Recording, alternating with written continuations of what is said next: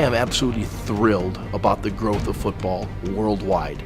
In China, it's going to be well received. I was in Beijing. I sat with the leaders of their government and the people that want to bring football to China.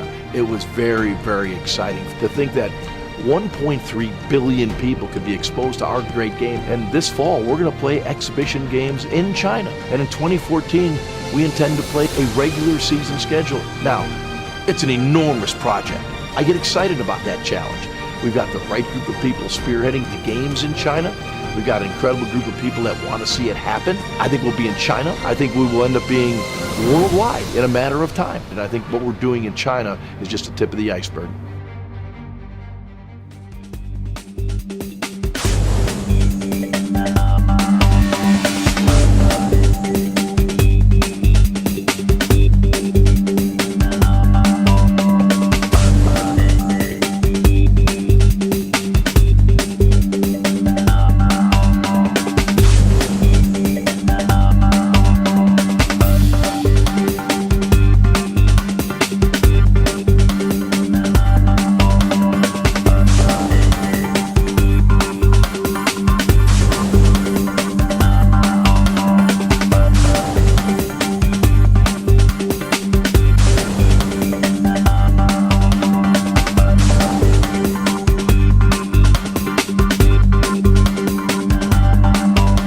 Today was exciting. In fact, it was probably the most exciting day of my life. We just got back from Arena Football League Board of Directors meeting. And Gary and I went in there and presented to them a chance for them to go international to China. And they approved us unanimously. I'm very excited about this opportunity. Taking football to China. Not the National Football League, the Arena Football League. Groundbreaking in China. That's huge.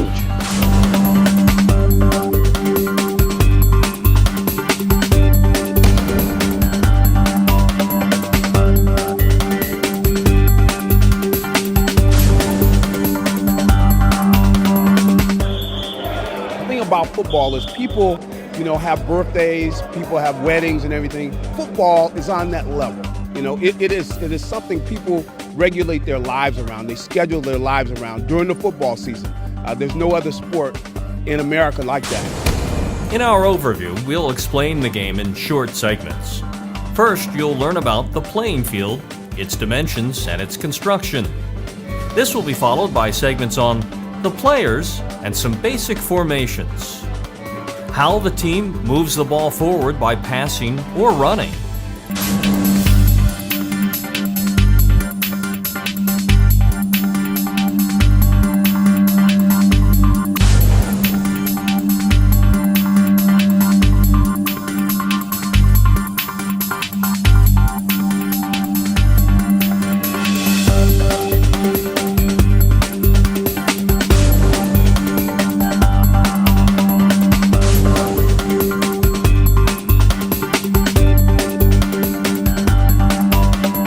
From China, as our very special guests, two visitors from Beijing who have paved the way for football in China. Mr. David Wu, the head of our Beijing office there, a longtime sports government member. And Mr. Han Gang, who shared Marty and Ron's and Dick's vision almost 3 years ago.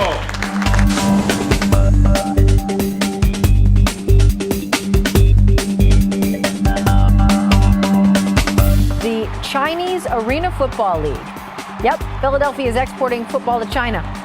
City Councilman David O and members of the Chinese delegation met with the owner of the Philadelphia Soul, Marty Judge, who along with Soul co-owners Ron Jaworski and Dick Vermeil are starting the league. In our continuing series on American professional football, we will break Brian down piece by piece, literally strip him down to his bare essentials of equipment. Well, almost. I think that's enough.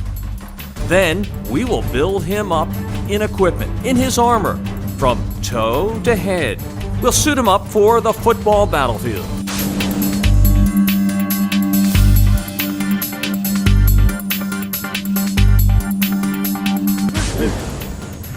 Hi, I'm Sam Venuto, quarterback coach of the Villanova University Wildcat football team.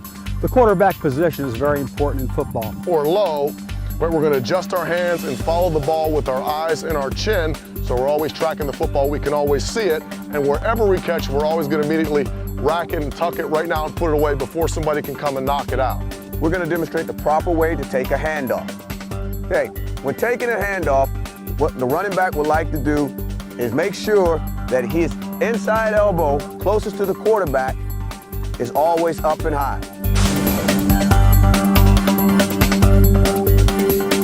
It started out with some historic announcements by some of the principals involved in the project to the class of young students and prospective coaches, some of the players as well. The object was to begin to school them from the very ground up on the basics of football.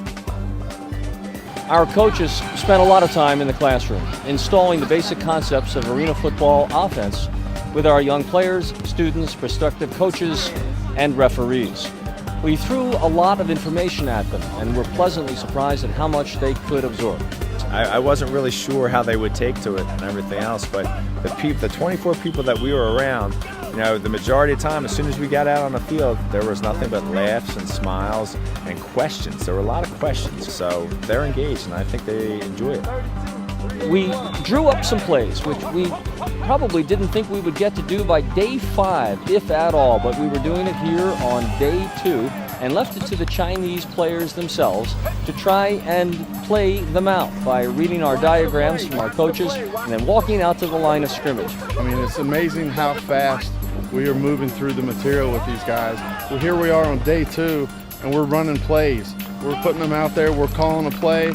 We got numbered routes, giving them the protection, everything, and they're picking it up and they're out there running it.